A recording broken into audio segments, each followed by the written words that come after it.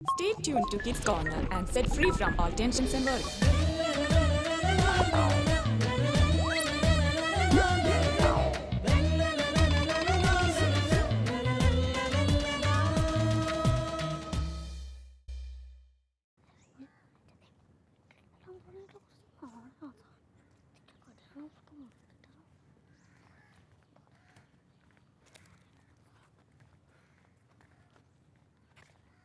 ഇന്ന് ഭയങ്കര ദേഷ്യത്തിലാണല്ലോ.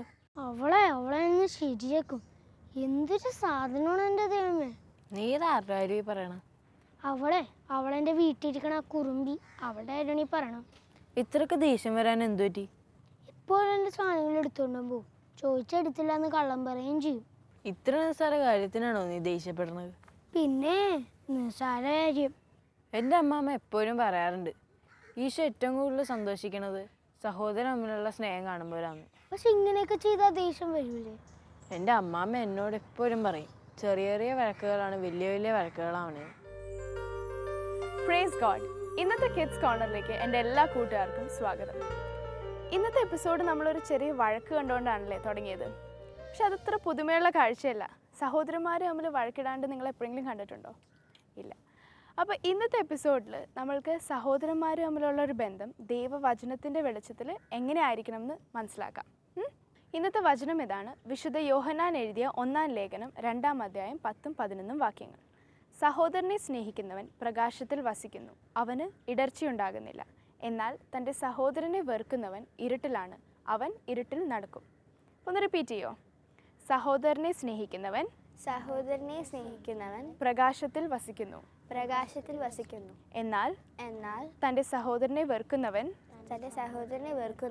ഇരുട്ടിലാണ്, അവൻ ഇരുട്ടിൽ നടക്കും. ഓക്കെ.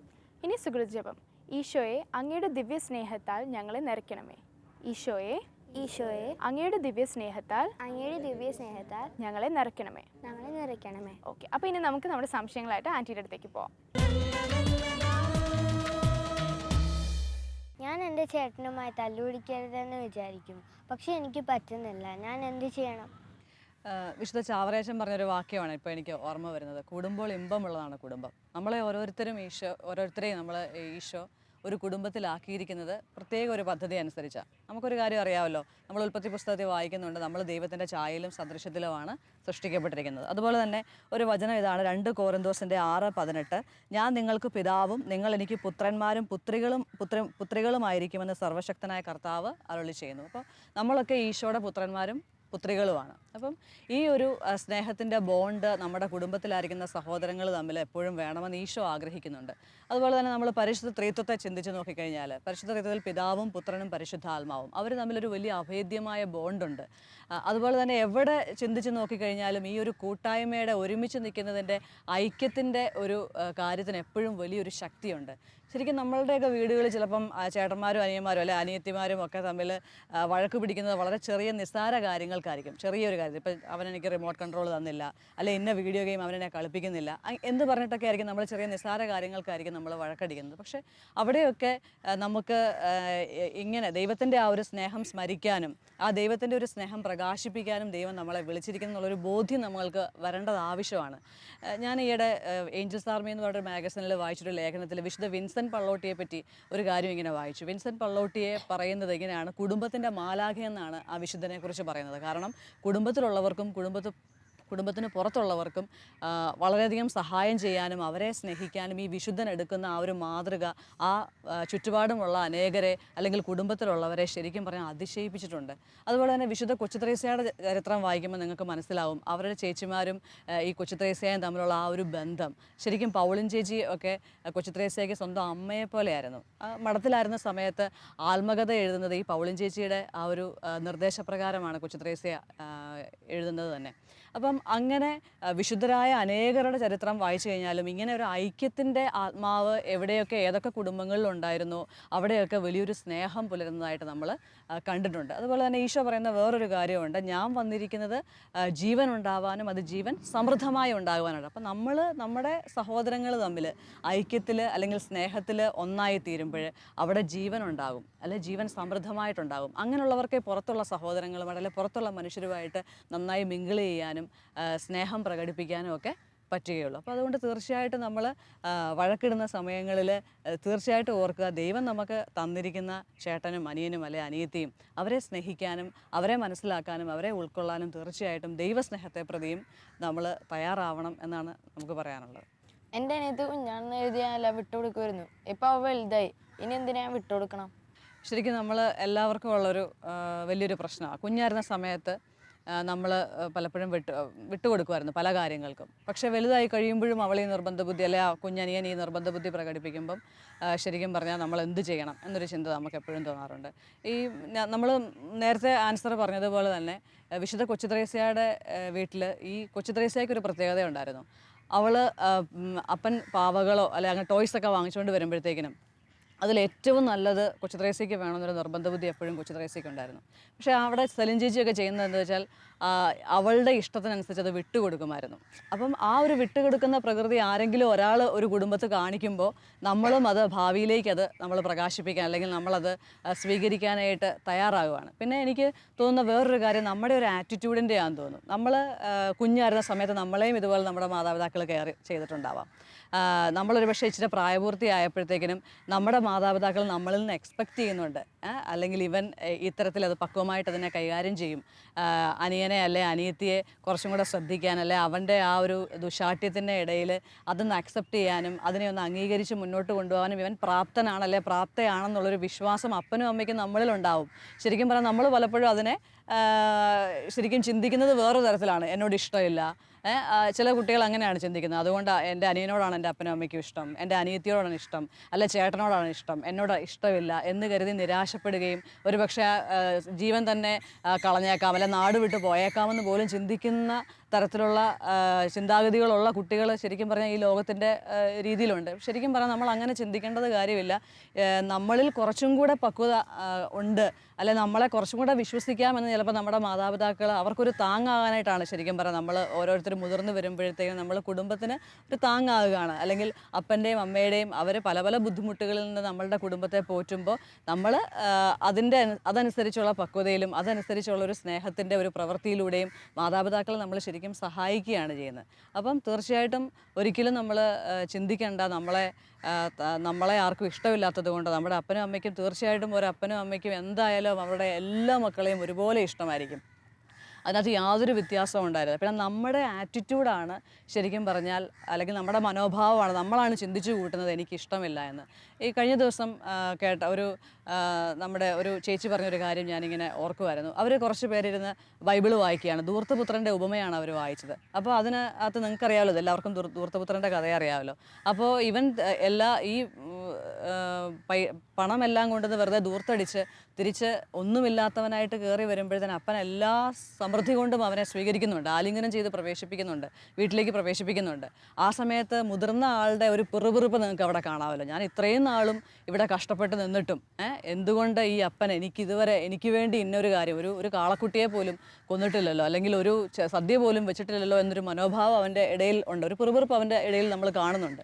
അപ്പോൾ അതെന്താണ്? അത് അയാളുടെ മനോഭാവത്തെയാണ് കാണിക്കുന്നത്. എൻ്റെ കുടുംബത്തിൽ സ്നേഹം വ്യാപരിക്കാൻ, എൻ്റെ കുടുംബത്തിൻ്റെ മാലാഖയാകാൻ ഞാൻ തീരുമാനിക്കുമ്പോൾ മാത്രമാണ്, അല്ലെങ്കിൽ എൻ്റെ മനോഭാവം മാറ്റുമ്പോൾ മാത്രമാണ് എൻ്റെ കുടുംബത്തിൻ്റെ ആ ഒരു സ്നേഹം അല്ലെങ്കിൽ എൻ്റെ കുടുംബത്തിലൊരു വലിയ പ്രകാശം, അവിടെ ഒരു ജീവൻ്റെ സമൃദ്ധി ഉണ്ടാവാൻ ഇടയുള്ളൂ. അതുകൊണ്ട് ഞാനാണ് മാറേണ്ടതെന്ന് നമുക്ക് ഓരോരുത്തർക്കും തീരുമാനമെടുത്താൽ എനിക്ക് തോന്നുന്നു നല്ലതായിരിക്കുമെന്ന് തോന്നുന്നു. എൻ്റെ അനിയൻ ചെറുതാറിന് കരുതി പപ്പയോ അമ്മയോ അവനെ വഴക്ക് പറയാറോ തള്ളാറുമില്ല. അത് കാണുമ്പോൾ എനിക്ക് ദേഷ്യം വരും. അങ്ങനെ ചെയ്യുന്നത് ശരിയാണോ? ശരിക്കും പറഞ്ഞാൽ നമ്മൾ നേരത്തെ ചോദിച്ച ചോദ്യത്തിൻ്റെ ഒരു തുടർച്ചയെന്ന് വേണം ഈ ഒരു ക്വസ്റ്റിനെ ആൻസർ ചെയ്യാൻ. കാരണം നമ്മൾ പറഞ്ഞു കുഞ്ഞായിരുന്ന സമയത്ത് അപ്പനും അമ്മയും നമ്മളെ കെയർ ചെയ്തിട്ടുണ്ട് അല്ലേ. നമ്മൾ കുറച്ചുകൂടെ ഒരു ഏജ്ഡ് ആയ സമയത്ത് നമ്മളിൽ നിന്ന് അപ്പനും അമ്മയും എക്സ്പെക്റ്റ് ചെയ്യുന്നൊരു റെസ്പോൺസിബിലിറ്റി അല്ലെങ്കിൽ നമ്മൾ കാണിക്കേണ്ട ഒരു ഉത്തരവാദിത്തമാണ് ശരിക്കും അത്. അവർക്കൊരു ട്രസ്റ്റ് ഉണ്ട്. കാരണം മൂത്തവളായിട്ടുള്ള മൂത്തവരായിട്ടുള്ള മക്കൾ ഇളയവരായിട്ടുള്ള ആൾക്കാരെ കെയർ ചെയ്യും, അല്ലെന്നുണ്ടെങ്കിൽ അപ്പോഴത്തെ ഒരു സിറ്റുവേഷനെ അവർ എഫക്റ്റീവായിട്ട് ഹാൻഡിൽ ചെയ്യും എന്ന് അപ്പനും അമ്മയ്ക്കും ഉറപ്പുള്ളത് കൊണ്ടാണ് ഒരു പക്ഷേ അങ്ങനെ ചിന്തിക്കുന്നത്. പിന്നെ നമ്മൾ വിട്ടുകൊടുക്കുക എന്ന് പറയുന്നത് പലർക്കും ഈ ഒരു കാലഘട്ടത്തിലെ മക്കൾക്ക് വളരെ പ്രയാസമുള്ളൊരു കാര്യമാണ്. കാരണം ഇന്ന് കാണാം നമുക്ക് ഒരു നിസ്സാര പ്രശ്നങ്ങൾക്കായിരിക്കും ചിലപ്പം വലിയ ഇപ്പം സ്വത്തിനെ സംബന്ധിച്ചായാലും അല്ലെങ്കിൽ എന്താ പറയുക ചെറിയ ചെറിയ നീരസങ്ങൾ ഉണ്ടായിട്ട് എന്ന് പറയാൻ നമ്മൾ അന്വേഷിച്ച് പിടിച്ചു വരുമ്പോഴാണ് ചെറിയ കാര്യങ്ങളായിരിക്കും, പക്ഷേ അതിനെ ഊതിപ്പെരുപ്പിച്ച് വലുതാക്കി വലിയ ശത്രുത ഉണ്ടാക്കുകയാണ്. എല്ലാവർക്കും തന്നെയാണെങ്കിലും ഇങ്ങനത്തെ ഒരു വെറുപ്പ് ഉള്ളിൽ കയറുന്നു, ക്ഷമിക്കാൻ പറ്റാത്ത അവസ്ഥ. അപ്പം അങ്ങനെ നിങ്ങൾക്കറിയാവോ, ശരിക്കും പറഞ്ഞാൽ ഈ വെറുപ്പും ക്ഷമിക്കാൻ പറ്റാത്ത ഈ ഒരു അവസ്ഥകളും നിരാശകളും ഒക്കെ ഒരു മനുഷ്യന് ഒരുപാട് അസുഖങ്ങൾ ഉണ്ടാക്കാൻ പോലും ധാരാളം അസുഖങ്ങൾ ഉണ്ടാക്കാൻ പോലും ഇട വന്നിട്ടുണ്ട്. അപ്പം കുഞ്ഞുനാളിലെ തൊട്ടേ ഒന്ന് പരാജയപ്പെട്ടു അല്ലെ ഒന്ന് ചെറുതായി എന്ന് കരുതി നമുക്കൊന്നും നഷ്ടപ്പെടാനില്ല. ശരിക്കും നമുക്കത് നേട്ടമാണത്. പക്ഷേ ലോകത്തിൻ്റെ പഠനത്തിലോ അല്ലെ ലോകത്തിൻ്റെ കാര്യത്തിലോ നമ്മൾ ഉയർച്ച എന്ന് പറഞ്ഞാൽ എപ്പോഴും നമുക്ക് വിജയം ഉണ്ടായിക്കൊണ്ടിരിക്കണം, അല്ലെ എപ്പോഴും ഞാൻ ജയിക്കണം, ഞാൻ പിടിച്ച ഭാഗം ജയിക്കണം എന്നുള്ളൊരു ചിന്തയാണ്. പക്ഷേ ഇടയ്ക്കെങ്കിലുമൊക്കെ ഒരു വിട്ടുകൊടുപ്പൽ വിട്ടുകൊടുക്കുമ്പോൾ ഒന്ന് പരാജിതനാകാൻ സമ്മതിക്കുമ്പോൾ നമ്മുടെ വീടിൻ്റെ ഒരു വലിയ സമാധാനമാണ് അവിടെ കാണുന്നത്. അല്ലെങ്കിൽ നമ്മുടെ വീട്ടുകാർ വിചാരിക്കുമ്പോൾ അവൻ വന്നിട്ടുണ്ട്, അവൾ വന്നിട്ടുണ്ട്, ഇനിയിപ്പോൾ ഇവിടെ എന്തായാലും പ്രശ്നങ്ങളുണ്ടാവും. അപ്പോൾ അങ്ങനെ പ്രശ്നങ്ങൾ ഉണ്ടാക്കുന്ന ആൾ സമൂഹത്തിൽ എവിടെ ചെന്നാലും, അത് ക്ലാസ്സിലായാലും അല്ലെ വേറെ എവിടെ നമ്മൾ പഠിച്ച് വലിയ ആളായി ജോലി സ്ഥലത്തായാലും നമ്മൾ ആ ഒരു ഇറിറ്റേഷൻസ് നമ്മൾ ഉണ്ടാക്കിക്കൊണ്ടിരിക്കും, അല്ലെ ആ ഒരു ശത്രുതാ മനോഭാവം നമ്മൾ ഉണ്ടാക്കിക്കൊണ്ടിരിക്കും. അപ്പോൾ അതുകൊണ്ട് ആ ഒരു ആറ്റിറ്റ്യൂഡ് നമ്മൾ ഏറ്റവും ആദ്യം പഠിക്കേണ്ടത് എവിടെയാണ്? നമ്മുടെ കുടുംബത്തിൽ തന്നെയാണ് പഠിക്കേണ്ടത്, അല്ലേ? ചെറിയൊരു കാര്യങ്ങൾക്കൊരു വിട്ടുവീഴ്ച ചെയ്തതുകൊണ്ട് ഒരിക്കലും നമുക്കൊരു കുറവായിട്ട് മാറാനായിട്ട് സാധ്യതയില്ല. അതുകൊണ്ടാണ് പലപ്പോഴും നമ്മുടെ കുഞ്ഞുങ്ങളൊക്കെ വലിയ ഗിഫ്റ്റുകൾ എക്സ്പെക്റ്റ് ചെയ്യുന്നത്. അവർക്ക് കിട്ടുന്നത് ചെറിയ ഗിഫ്റ്റുകളൊന്നും അവർക്കിപ്പം വേണ്ട, അവർക്ക് വലിയ ഗിഫ്റ്റുകളാണ് അവർക്ക് വേണ്ടത്. അവരുടെ എക്സ്പെക്റ്റേഷൻ മുഴുവൻ അങ്ങനെ ഹയർ ആയിക്കൊണ്ടിരിക്കുകയാണ്.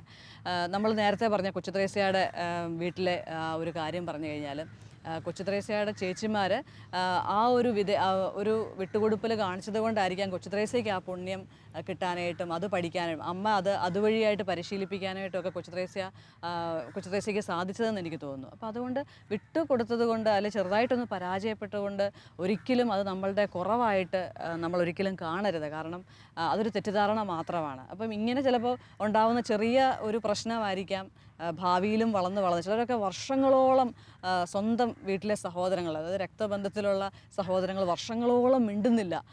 അന്വേഷിച്ച് വരുമ്പോഴാണ് ഇത് വളരെ നിസ്സാരമായ കാര്യങ്ങൾക്കാണ് അവർ പിണങ്ങിയിരിക്കുന്നത്. അപ്പോൾ അത് ചിലപ്പോൾ പുറത്തുള്ള ആൾക്കാരുടേതായിട്ടുള്ള ഒരു പിണക്കം അല്ലെങ്കിൽ ഒരു പ്രശ്നം പെട്ടെന്ന് തന്നെ ചിലപ്പം പരിഹരിക്കുമായിരിക്കും. പക്ഷേ അടുത്തുള്ള എൻ്റെ സഹോദരനും സഹോദരിയും എന്നോട് ചെയ്ത ഒരു കാര്യം എനിക്ക് പലപ്പോഴും അക്സെപ്റ്റ് ചെയ്യാൻ പറ്റുന്നില്ല, അംഗീകരിക്കാൻ പറ്റുന്നില്ല, അതുകൊണ്ട് ക്ഷമിക്കാൻ പറ്റുന്നില്ല. അത് വലിയ വെറുപ്പിലേക്കും വലിയ രോഗത്തിൻ്റെ അവസ്ഥകളിലേക്കും ചിലപ്പോൾ ഒരുപക്ഷെ ചിലരൊക്കെ വലിയ കൊലപാതകത്തിലേക്ക് വരെ അത് ചെന്ന് ചേരുന്നതായിട്ട് കാണാം. പിന്നെ നമ്മൾ ഈ സഹോദരങ്ങളുടെ തന്നെ പറഞ്ഞതുപോലെ തന്നെ നമ്മൾക്കിങ്ങനെ ഉണ്ടാവുന്ന ഒരു വിരോധവും വൈരാഗ്യവും നമ്മൾ കുടുംബത്തിൽ നിന്ന് ശീലിച്ചാൽ പുറത്തുള്ള നമ്മുടെ ക്ലാസ് മുറികളിലും തൊട്ടടുത്ത മറ്റ് കാര്യങ്ങളിലൊക്കെ നമ്മൾ ഈ ശത്രുത നമുക്ക് വളരാനും അല്ലെങ്കിൽ ആ ഒരു ഭിന്നത ഉണ്ടാവാനും ഒരിക്കലും നമുക്കറിയാമല്ലോ, ഈശോ ഒരിക്കലും ഒരു ഭിന്നിപ്പിൻ്റെ ആത്മാവിനെ ഒരിക്കലും പ്രതീക്ഷിക്കുന്നില്ല. അല്ലെങ്കിൽ അങ്ങനെ ഒരു ഭിന്നിപ്പിൻ്റെ ആത്മാവിനെ അല്ല ദൈവം നമ്മളിൽ നിന്ന് പ്രതീക്ഷിക്കുന്നത്. നമ്മളിൽ നിന്ന് പ്രതീക്ഷിക്കുന്നത് എപ്പോഴും ഐക്യത്തിൻ്റെ ആത്മാവിനെ തന്നെയാണ്. അപ്പോൾ അതുകൊണ്ട് ആ ഒരു ഐക്യം നമ്മളുടെ ഭവനത്തിൽ പുലരാൻ വേണ്ടി ചിലപ്പോഴെങ്കിലും എനിക്ക് തോന്നുന്നു ചെറിയ മൗനങ്ങൾ, നിശബ്ദത വളരെ നല്ലതാണെന്ന് തോന്നുന്നു. കാരണം എന്നെ കുമ്പസാരിപ്പിച്ചപ്പോൾ ഒരു പ്രാവശ്യം ഇങ്ങനെ അച്ഛനിങ്ങനെ പറഞ്ഞതാണ്, നിശബ്ദത നമ്മുടെ ജീവിതത്തിൽ ഒത്തിരി പ്രാധാന്യമുണ്ട്. ചിലപ്പം ഒത്തിരി ഒച്ചത്തിൽ ചിലപ്പോൾ നമ്മുടെ അനിയനോ അനിയത്തിയോ ചേട്ടനോ ഒക്കെ സംസാരിക്കുമ്പോഴാണെങ്കിലും ഒരു കുറച്ച് സമയം ഒന്ന് സൈലൻ്റ് ആയേക്കുക, ഒന്ന് മിണ്ടാതിരിക്കുക. വലിയ പ്രശ്നത്തെ നിങ്ങളുടെ കുടുംബത്തിൽ നിന്ന് പരിഹരിച്ച് കളയാനായിട്ട് സാധ്യതയുണ്ട്. നമ്മുടെ കുടുംബത്തിലുള്ളവരല്ലാതെ മറ്റുള്ളവരെയും സഹോദരങ്ങളെ കാണണമെന്ന് പറയാറുണ്ടല്ലോ, അതെങ്ങനെ സാധിക്കും? ശരിക്കും പറഞ്ഞാൽ നമ്മളിത് കേട്ടിട്ടില്ലേ, നമ്മൾ ഒരു ക്രിസ്തുവിൻ്റെ സഭയുടെ ഭാഗമാണ്, നമ്മൾ ഓരോരുത്തരും ഈ ഒരു സഭയിലെ അംഗങ്ങളാണ് എന്നൊക്കെ നമ്മൾ പറഞ്ഞു കേട്ടിട്ടില്ലേ. അതായത് നമ്മൾ ഓരോരുത്തരും സഹോദരങ്ങൾ, നമ്മൾ നേരത്തെ വചനം വായിച്ച പോലെ ദൈവത്തിൻ്റെ പുത്രന്മാരും പുത്രിമാരുമാണത്. അല്ലെങ്കിൽ ദൈവസ്നേഹത്തിലായിരിക്കുന്ന ദൈവവിശ്വാസത്തിലായിരിക്കുന്ന നമ്മളെല്ലാവരും തമ്മിൽ പരസ്പരം ഐക്യപ്പെട്ടാണ് കിടക്കുന്നത്. നമ്മൾ നേരത്തെ പറഞ്ഞതുപോലെ ഈ കുടുംബത്തിലെ ആ ഒരു ഐക്യം, സഹോദരങ്ങൾ തമ്മിലുള്ള ഐക്യം, അവർ തമ്മിലുള്ള ഒരു യോജിപ്പ്, അവർ തമ്മിലുള്ളൊരു സ്നേഹം ശരിക്കും പുറത്തുള്ള നമ്മുടെ ക്ലാസ് മുറികളിലും നമുക്ക് പ്രകടിപ്പിക്കാനായിട്ട് പറ്റും. കുടുംബത്തിൽ അതില്ലാത്തവർക്ക് പുറത്തൊരിക്കലും കാണിക്കാനും പറ്റത്തില്ല. അപ്പം ഇതിൻ്റെ ശരിക്കും പറഞ്ഞാൽ നമ്മൾ വിശുദ്ധ ഫ്രാൻസിസ് അസീസിയെ പറ്റിയൊക്കെ ചിന്തിക്കുകയാണെങ്കിൽ സൃഷ്ടവസ്തുക്കളോട് പോലും ഫ്രാൻസിസ് അസീസിക്കൊക്കെ ഭയങ്കര സ്നേഹമായിരുന്നു നമ്മൾ കേട്ടിട്ടുണ്ട്. കാരണം ഉറുമ്പിനോടും കാക്കയോടും പൂവിനോടും ഒക്കെ സംസാരിക്കുകയും പ്രാർത്ഥിക്കുകയും ചെയ്യുന്ന, അല്ലെങ്കിൽ വിശുദ്ധ മാർട്ടിൻ ഡി പോറസിൻ്റെ കഥ കേട്ടിട്ടുണ്ടെങ്കിൽ എലികളോട് പോലും സംസാരിച്ച് അവർക്ക് ഭക്ഷണം കൊടുക്കുന്ന, അങ്ങനെ സൃഷ്ടപ്രപഞ്ചത്തോട് പോലും കാരുണ്യം കാണിക്കുന്ന തരത്തിൽ അവരോട് പോലും ആ ഒരു ദൈവസ്നേഹം തുളുമ്പുന്ന രീതിയിൽ പ്രകടമാകുന്ന രീതിയിൽ പെരുമാറുന്ന അനേകം വിശുദ്ധരെ പറ്റി നമ്മൾ കേട്ടിട്ടുണ്ട്. നമ്മൾ വിചാരിക്കും ഈ ക്ലാസ് മുറികളിലൊക്കെ മിണ്ടാതിരിക്കുന്ന ഒരു കുട്ടി, അല്ലെന്നുണ്ടെങ്കിൽ വിഷമിച്ചിരിക്കുന്ന കുട്ടി, ഈ ഒരു കുട്ടിയൊക്കെ കാണുമ്പോൾ നമ്മൾ എങ്ങനെ ഇത് ഐഡൻറ്റിഫൈ ചെയ്യാൻ നമുക്ക് പറ്റുക?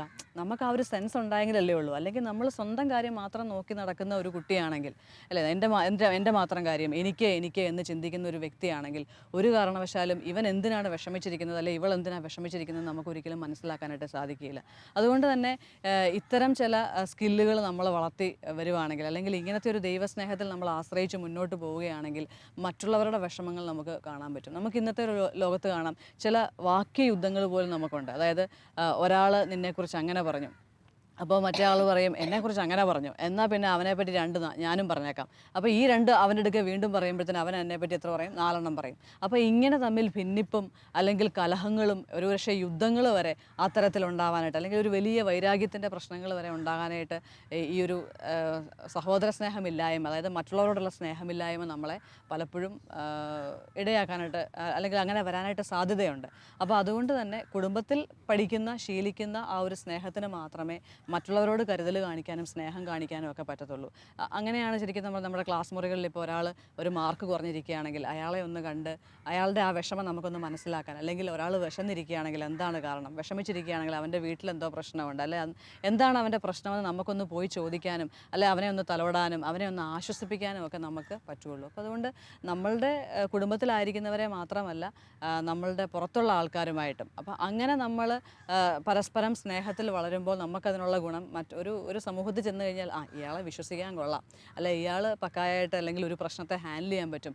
മറ്റവരാണെങ്കിലോ ഒരു ഗ്രൂപ്പിലൊക്കെ ഇരുന്ന് കഴിഞ്ഞാൽ പ്രശ്നത്തെ ചിലപ്പോൾ ഊതിപ്പെരുപ്പിക്കുമായിരിക്കും, അല്ലെങ്കിൽ മറ്റുള്ളവരെ അടിച്ചു താഴ്ത്താൻ വേണ്ടിയിട്ട് അല്ലെങ്കിൽ ഇടിച്ചിരുത്താൻ വേണ്ടിയിട്ട് ശ്രമിക്കുന്ന തരത്തിലുള്ള ഒരു സ്വഭാവം അവരിൽ രൂപപ്പെട്ട് വന്നേക്കാം. അപ്പോൾ അതുകൊണ്ടാണ് നമ്മൾ വചനം പറഞ്ഞ പോലെ ജീവൻ സമൃദ്ധമായി ഉണ്ടാകാൻ നമുക്കും നമ്മുടെ ചുറ്റുപാടിലും, ജീവൻ ഉണ്ടാകാനും ജീവൻ സമൃദ്ധമായി ഉണ്ടാകാനും നമുക്കും നമ്മുടെ ചുറ്റുപാടിലും ശ്രമിക്കുന്ന എല്ലാവർക്കും തീർച്ചയായിട്ടും നമ്മളുടെ പ്രകൃതിയെയും അല്ലെങ്കിൽ നമ്മുടെ ചുറ്റുപാടുമുള്ള മറ്റ് സഹോദരങ്ങളെയും സ്നേഹിച്ചേ മതിയാകും.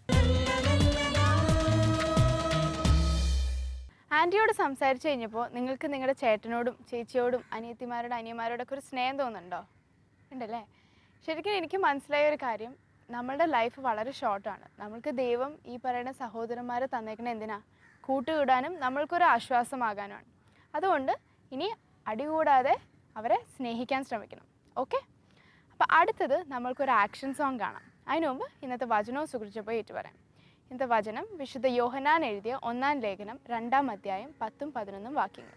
സഹോദരനെ സ്നേഹിക്കുന്നവൻ പ്രകാശത്തിൽ വസിക്കുന്നു, അവന് ഇടർച്ചയുണ്ടാകുന്നില്ല. എന്നാൽ തന്റെ സഹോദരനെ വെറുക്കുന്നവൻ ഇരുട്ടിലാണ്, അവൻ ഇരുട്ടിൽ നടക്കും. ഇനി സുഹൃജപം. ഈശോയെ അങ്ങയുടെ ദിവ്യ സ്നേഹത്താൽ ഞങ്ങളെ നിറയ്ക്കണമേ.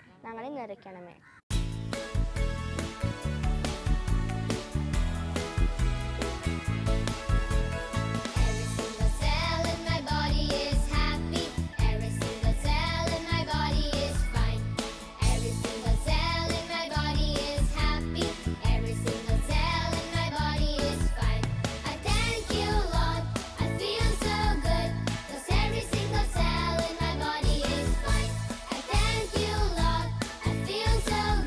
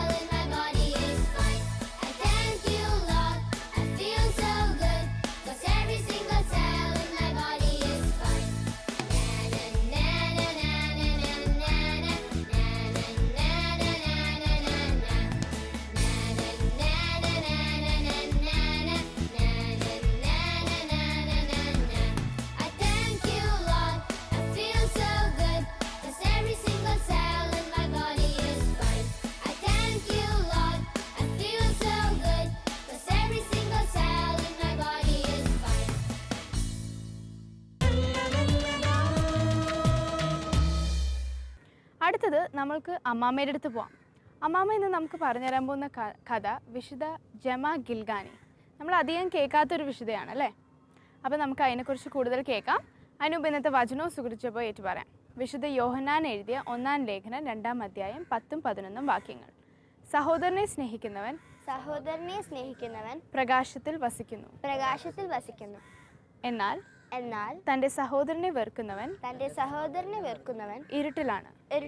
അവൻ ഇരുട്ടിൽ നടക്കുന്നു. ഇനി സുഹൃജപം. ഈശോയെ അങ്ങയുടെ ദിവ്യ സ്നേഹത്താൽ ഞങ്ങളെ നിറയ്ക്കണമേ. ഇന്ന് നിങ്ങളോട് പറയാൻ പോകുന്നത് വിശുദ്ധ ജമ്മ ഗൽഗാനിയെ പറ്റിയാണ്. ജമ്മ ജനിച്ചത് ഇറ്റലിയിൽ തന്നെ ഒരു ചെറിയ ഗ്രാമത്തിൽ. ജമ്മ ഗൽഗാനി പാചകം ചെയ്യുന്നവരുടെ മധ്യസ്ഥ കൂടിയാണ്. ദൈവസ്നേഹവും പരസ്നേഹവും അതുപോലെ തന്നെ പാവപ്പെട്ടവരോട് വളരെ കരുണയുമുള്ള ഒരു നല്ല സ്വഭാവമായിരുന്നു ചെറുപ്പത്തിലെ. അത് വേറൊരിടത്തു നിന്നും അല്ല അവൾക്ക് കിട്ടിയത്, സ്വന്തം മാതാപിതാക്കളിൽ നിന്ന് തന്നെയാണ്. മാതാപിതാക്കൾ നല്ല ദൈവഭക്തരായിരുന്നു, ദൈവസ്നേഹമുള്ളവരായിരുന്നു, പാവപ്പെട്ടവരെ ഒരുപാട് സഹായിച്ചിരുന്നവരുമായിരുന്നു. 6 വയസ്സുള്ളപ്പോൾ ജമ്മ വിശുദ്ധ സീതായുടെ സഹോദരിമാർ നടത്തിയിരുന്ന ഒരു വിദ്യാലയത്തിലാണ് ചെന്ന് ചേർന്നത്. അവിടെ വെച്ചുള്ള പഠനം തന്നെ അവളെ ദൈവഭക്തിയിൽ കൂടുതൽ വളർത്തി. 16 വയസ്സായപ്പോൾ ദൈവ പഠനത്തിലും, അതായത് മതപഠനത്തിലും അതുപോലെ തന്നെ സഭാചരിത്ര പഠനത്തിലും അവൾക്ക് ഗോൾഡ് മെഡൽ കിട്ടി. പഠിക്കാൻ അത്ര മിടുക്കിയായിരുന്നു. അവളുടെ പഠനം മുഴുവനും കർത്താവിൻ്റെ കുരിശിനോട് ചേർത്ത് വെച്ചുകൊണ്ടാണ് പഠിച്ചുകൊണ്ടിരുന്നത്. ഒരുപാട് സമയം കർത്താവിൻ്റെ കുരിശിനെ ധ്യാനിച്ചിരുന്നു. അതുപോലെ തന്നെ കൊന്ത ചൊല്ലുക എന്ന് പറഞ്ഞാൽ വെറുതെ കൊന്ത ചൊല്ലുകയല്ല, മുട്ടിന്മേൽ നിന്നുകൊണ്ട് വളരെ ഭക്തിപൂർവം ഓരോ കൊന്ത വളരെ ചെറുപ്പം മുതലേ ചൊല്ലുമായിരുന്നു. മാതാവിനോട് വലിയ ഭക്തിയായിരുന്നു. മാതാവിനോട് എപ്പോഴും അവൾ പ്രാർത്ഥിക്കുമായിരുന്നു, അമ്മേ എന്നെ ഒരു വിശുദ്ധയാക്കണേ, അമ്മേ എന്നെ ഒരു വിശുദ്ധയാക്കണേ എന്ന് എപ്പോഴും പ്രാർത്ഥിക്കുമായിരുന്നു. 20 വയസ്സായപ്പോൾ അവളുടെ അപ്പൻ മരിച്ചു. തന്നെയുമല്ല, അവളുടെ കാലിനൊരു വേദന തുടങ്ങി. അസ്ഥിയുടെ ഉള്ളിലാണ് വേദന, നടക്കാനൊട്ടും പറ്റാത്ത അവസ്ഥയായി. അങ്ങനെ ശാരീരിക പീഡയും അതുപോലെ തന്നെ അപ്പൻ മരിച്ചതിൻ്റെ പേരിൽ ഒരുപാട് സാമ്പത്തികമായ ബുദ്ധിമുട്ടും ഒക്കെ അനുഭവിക്കേണ്ടി വന്നു. പഠനവും നിർത്തി. വളരെയധികം പ്രയാസത്തോടു കൂടിയാണ് ഓരോ ദിവസവും മുന്നോട്ട് നീങ്ങിക്കൊണ്ടിരുന്നത്.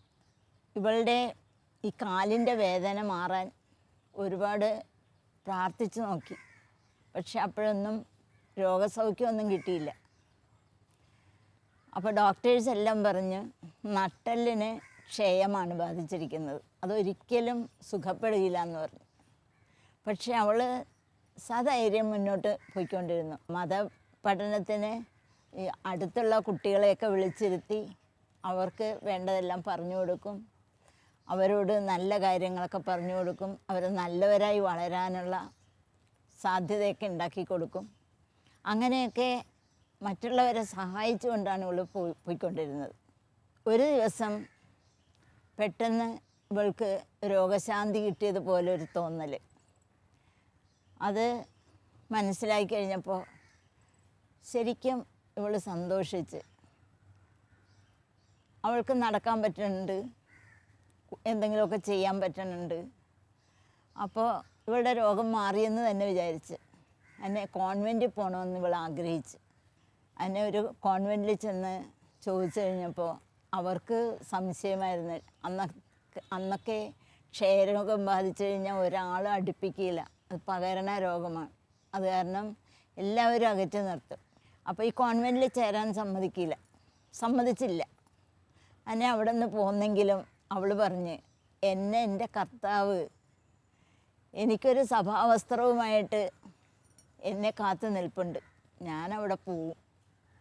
ഇങ്ങനെ പറഞ്ഞ് കുറച്ച് നാൾ കഴിഞ്ഞപ്പോൾ ഇവൾക്ക് വീണ്ടും ആ ക്ഷയരോഗം അനുഭവപ്പെടാൻ തുടങ്ങി. പിറ്റേ കൊല്ലം അവൾ മരിക്കുകയാണ് ചെയ്യണത്. ഈ രോഗം മൂർച്ഛിച്ച് അവൾ മരിച്ചു. 25 വയസ്സ് വരെ ജീവിച്ചുള്ളൂ. പക്ഷേ ഒരുപാട് നന്മ പ്രവർത്തികൾ ചെയ്തു.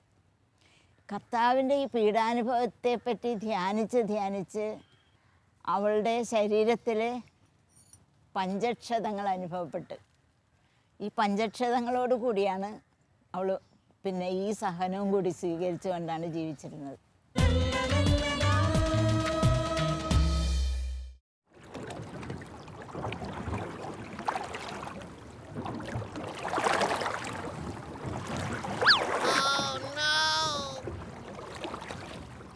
നമ്മൾ മീഡിയയിലൂടെ പലപ്പോഴും കേട്ടിട്ടുണ്ട്, കണ്ടിട്ടുമുണ്ട്, പുഴകൾ മലിനമാക്കരുതെന്ന്. കേട്ടിട്ടില്ലേ? അപ്പോൾ ഇന്നത്തെ എപ്പിസോഡിൽ ഈ ഒരു ടോപ്പിക് എടുക്കാനൊരു കാരണമുണ്ട്. അതെന്താണെന്ന് കാണിച്ചു തരാം. ബാ.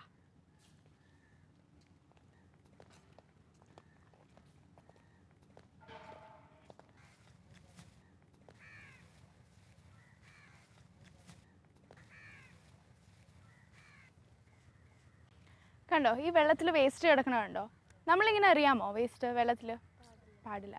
ഇങ്ങനെ എറിയുന്നതുകൊണ്ട് എന്താ പറ്റുന്നതെന്നറിയോ? നമ്മൾ ഈ തോട്ടിലും ഈ പുഴയിലൊക്കെ ഇങ്ങനെ വേസ്റ്റ് എറിയുമ്പോൾ അവിടെ വെള്ളം കെട്ടിക്കിടക്കും. വെള്ളം കെട്ടിക്കിടക്കുമ്പോൾ എന്ത് പറ്റും? കൊതുകുണ്ടാവും അല്ലേ? കുറേ നമ്മുടെ ഏരിയയിലൊക്കെ കൊതുക് കൂടുമ്പോൾ നമ്മൾ ഗവൺമെൻറ്റിന് കുറ്റം പറയും ഇല്ലേ? പക്ഷേ അതിൻ്റെ മെയിൻ റീസൺ ആരാ? നമ്മൾ തന്നെ. അപ്പോൾ അതുകൊണ്ട് ഇനി ഇങ്ങനെ എറിയരുത്. നിങ്ങളുടെ ഫ്രണ്ട്സിനോട്, കസിൻസിനോട് ആരെങ്ങനെ ചെയ്യണ കണ്ടാലും പറഞ്ഞു കൊടുക്കണം. ഓക്കെ? അപ്പോൾ ഇന്നത്തെ എപ്പിസോഡ് ഇവിടെ കഴിഞ്ഞു. നമ്മൾ വളരെ ഇമ്പോർട്ടൻ്റ് ആയിട്ടുള്ളൊരു ടോപ്പിക്കും കവർ ചെയ്തു. എല്ലാവർക്കും മനസ്സിലായോ? ഇനി ബ്രദേഴ്സിൻ്റെ അടുത്തും സിസ്റ്റേഴ്സിൻ്റെ അടുത്തൊക്കെ വഴക്കിടുമോ? ഇല്ല. ഓക്കെ. അപ്പോൾ നമുക്കൊന്നും കൂടെ വചനവും സുകൃതിജപവും ഏറ്റുപറഞ്ഞിട്ട് അവസാനിപ്പിക്കാം. വിശുദ്ധ യോഹന്നാൻ എഴുതിയ 1-ാം ലേഖനം 2-ാം അധ്യായം 10-11 വാക്യങ്ങൾ. സഹോദരനെ സ്നേഹിക്കുന്നവൻ പ്രകാശത്തിൽ വസിക്കുന്നു. അവന് ഇടർച്ചയുണ്ടാകുന്നില്ല. എന്നാൽ തന്റെ സഹോദരനെ വെറുക്കുന്നവൻ ഇരുട്ടിലാണ്. അവൻ ഇരുട്ടിൽ നടക്കുന്നു. ഓക്കെ. ഇനി സുകൃതജപം. ഈശോയെ അങ്ങയുടെ ദിവ്യ സ്നേഹത്താൽ ഞങ്ങളെ നിറയ്ക്കണമേ. അപ്പോൾ ഇനി നെക്സ്റ്റ് വീക്ക് കാണാം. അതുവരേക്കും ബൈ.